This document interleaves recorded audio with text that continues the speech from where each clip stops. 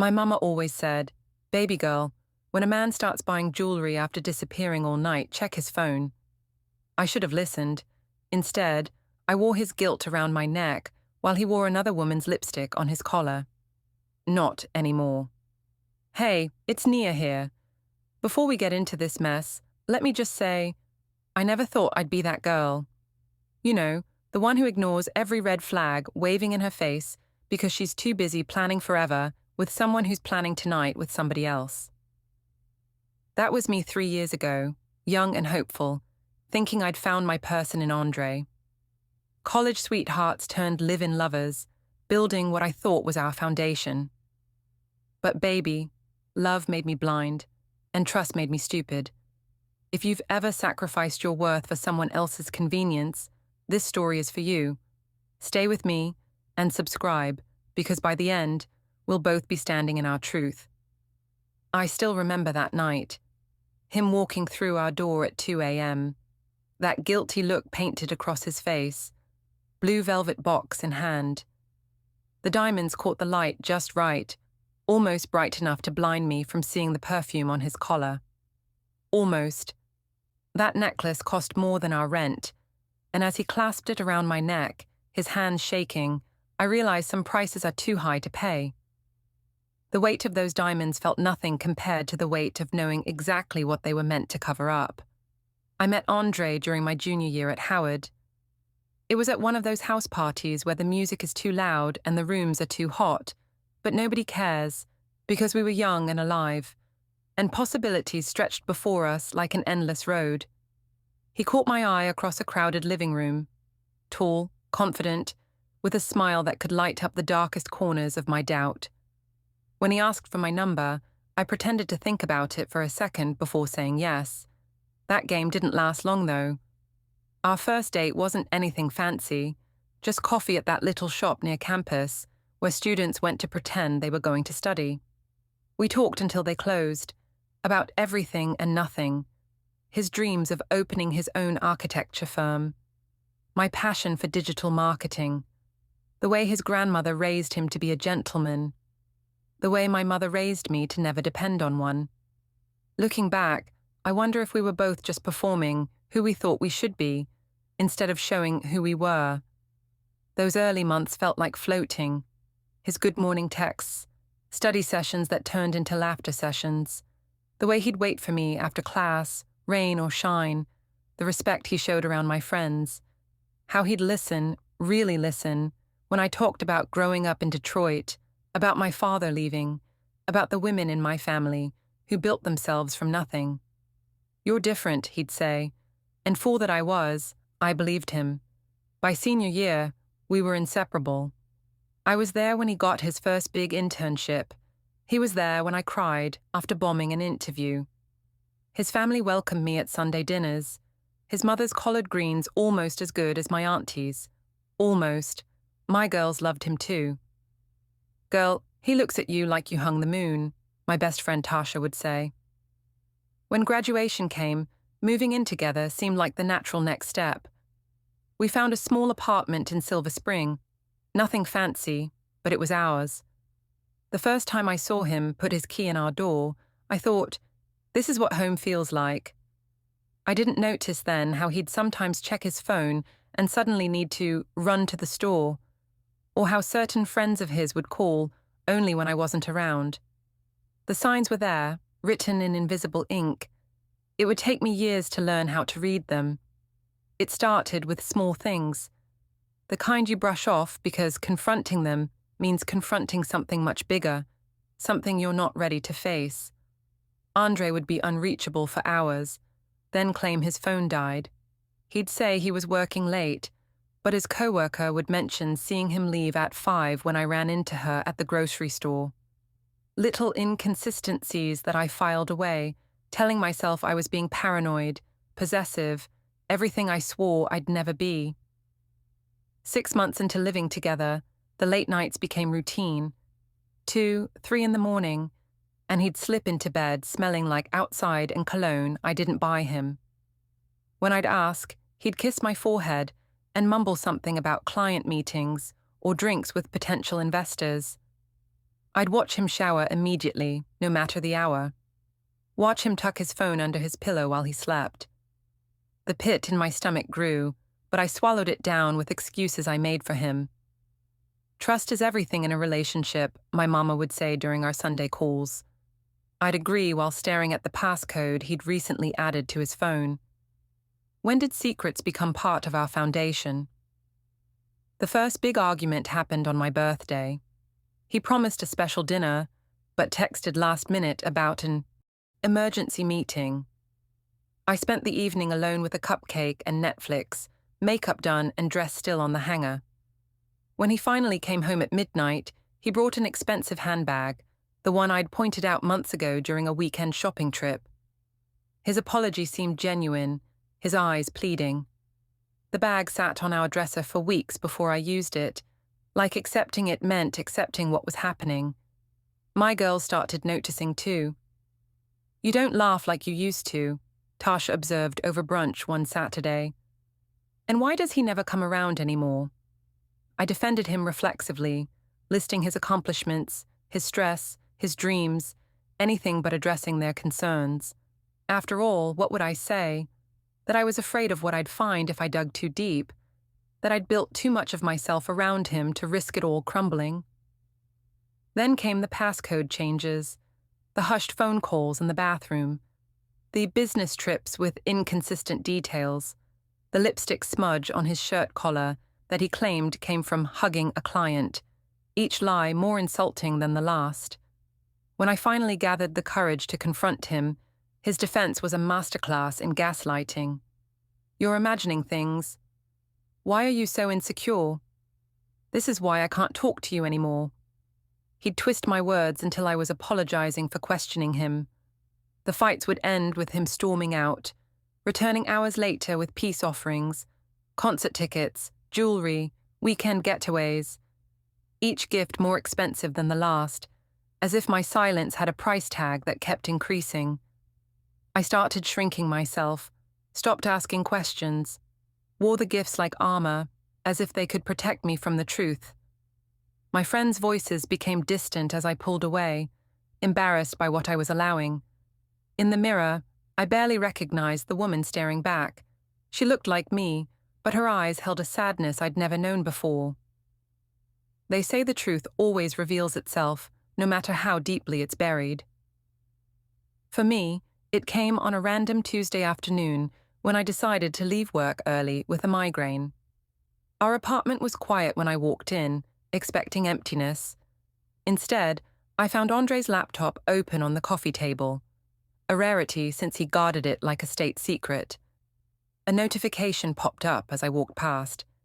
"Can't wait to see you tonight. Wear that red thing I like." My hands trembled as I clicked on the message. What followed was a tsunami of evidence I couldn't unsee. Hundreds of messages, hotel receipts, photos I wish I could scrub from my memory. The other woman wasn't just some random fling. It was Jasmine, my college roommate's cousin, who'd attended our housewarming party, who'd hugged me and complimented my cooking while already deep in whatever this was with Andre. I sat there for hours, reading every word, tracing this parallel relationship that had been running alongside ours for nearly a year. I learned how he'd complain about me to her, how they'd laugh about the gifts he'd buy to keep me quiet, how she thought I was pathetic for not seeing what was right in front of me. Each message was another crack in the foundation of everything I believed about us, about him, about myself. When Andre came home that evening, I was still sitting in the dark, his laptop closed beside me. He didn't notice anything wrong at first, chattering about his day while loosening his tie. Then he saw his computer, moved from where he'd left it and froze mid-sentence. Our eyes met, and in that moment, before either of us spoke, the pretense between us shattered.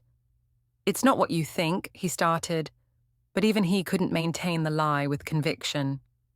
"Don't insult me more than you already have," I whispered, my voice finding strength I didn't know was left. What followed was a desperate performance, tears, promises, explanations that explained nothing. When none of that worked, he pulled out a small blue box from his jacket pocket. Inside, sat a diamond necklace that would have taken him months to afford. "I got this for our anniversary next week," he said, his voice breaking. "I made a mistake, but you're the one I want to build a life with." The diamonds caught the light as he held them out, sparkling with an obscene brilliance. In that moment, I saw exactly what they represented, the price he thought my dignity was worth, the cost of my continued silence. Another pretty distraction from an ugly truth. My grandmother used to say that a black woman carries generations in her decisions. Standing there, I felt the weight of all the women in my lineage who'd been expected to accept less than they deserved, who'd been offered trinkets instead of honesty, who'd been asked to make themselves smaller for men who never intended to grow. I left the necklace on the table when I walked out that night, calling my sister to come get me. The diamond stayed behind, but for the first time in months, the weight around my neck was gone. I could breathe again, even through the tears, even through the pain. Sometimes losing everything is the only way to find yourself. I spent 3 weeks on my sister Imani's couch, cycling through grief like it was a full-time job. Anger in the mornings, bargaining by lunch, depression that settled in with the evening light. Andre called constantly, 186 messages and 49 voicemails that I eventually stopped counting. Each one more desperate than the last.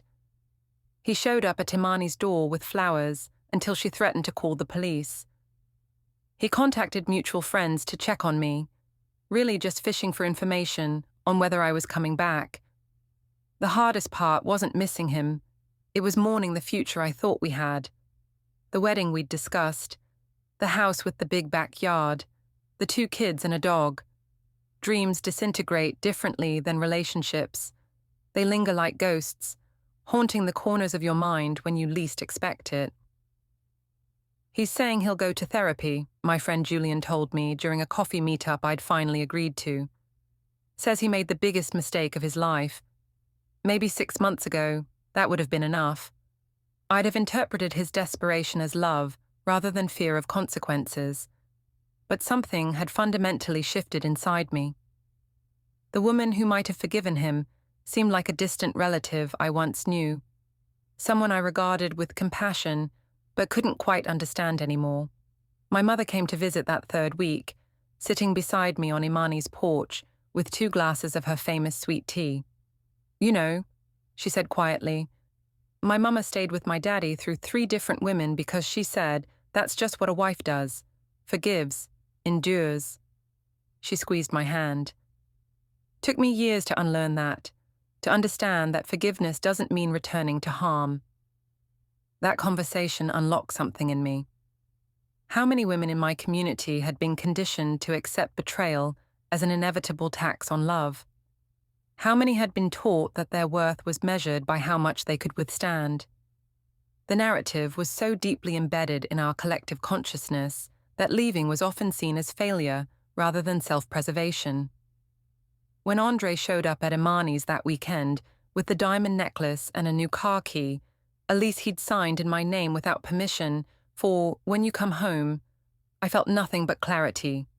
Standing in my sister's doorway in sweatpants, hair wrapped, face bare of makeup, I finally spoke my whole truth. "I don't want your gifts. I don't want your apologies. I want my peace back." "Baby, please," he said, his voice breaking. "I'll do anything." "That's the problem," I replied. "You're willing to do anything except be honest, with me or yourself." The car went back to the dealership. The necklace was sold, the money donated to a women's shelter. Each time he tried to buy his way back, I reinforced my boundary. No relationship built on a foundation of lies could ever rise to the height I deserved. Some of our friends didn't understand. "All men cheat," one said, as if this universal falsehood should comfort me. "At least he wants to make it right." Others told me I was throwing away years of investment, like love was some kind of stock market where you had to ignore the crashes to eventually turn a profit. But in the quiet moments, alone with my thoughts, I knew. A black woman's love is sacred. Our hearts, our bodies, our trust. These are not commodities to be purchased or manipulated. They must be earned and re-earned every day through consistency, through honesty, through respect. Anything less isn't love. It's just another transaction. They don't tell you that healing isn't linear. That some mornings you wake up feeling powerful, and by nightfall you're scrolling through old photos, wondering if you made a mistake. That some days the only victory is breathing in and out, existing when existence itself feels like too much effort. But they also don't tell you about the sweetness that follows the bitter, the profound joy of rediscovering yourself in the aftermath of heartbreak. 6 months after walking away, I moved into my own apartment, small, but filled with plants and art and books, things that were entirely mine, chosen without compromise. I painted the bedroom blue, even though Andre always insisted on neutral colors. I adopted a cat and named her Freedom, watching her claim her space the way I was learning to claim mine. I started therapy, unpacking not just the relationship, but the generational patterns that had made me vulnerable to it. The tendency to mother men who refused to grow up. The belief that love required suffering to be authentic. The idea that a strong black woman endures rather than walks away. Each session was another layer of unlearning, another step toward wholeness. My career flourished as I poured energy back into myself. The promotion I'd been afraid to pursue, while managing Andre's fragile ego, came through.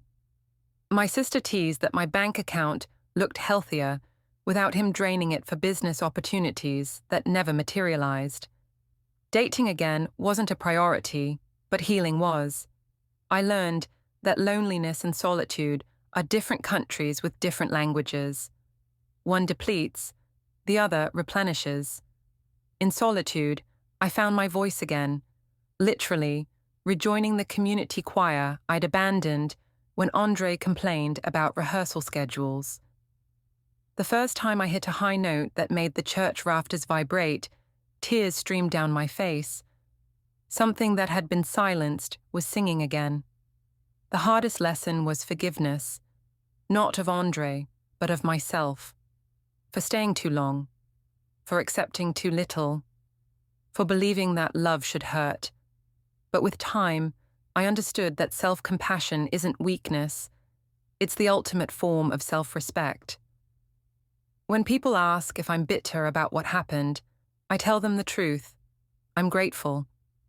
Grateful that I discovered his betrayal before marriage, before children, before more years lost.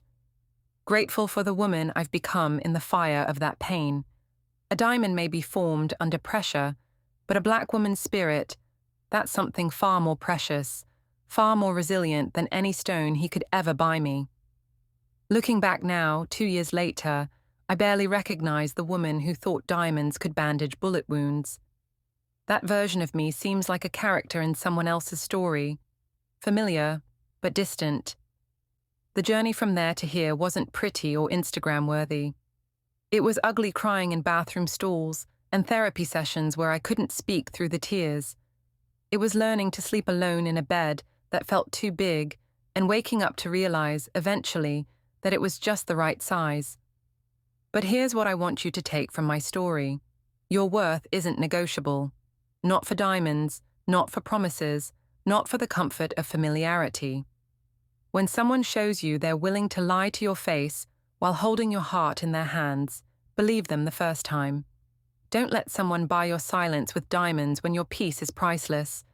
Freedom tastes better than any love that requires you to swallow your truth. Trust me on that. Share your story in the comments. Follow for more truth-telling. And remember, a black woman's love is earned, not purchased. Hit subscribe and join me next week as we continue this journey of reclaiming our worth, one truth at a time. Because sometimes the most revolutionary thing we can do is simply refuse to accept less than we deserve.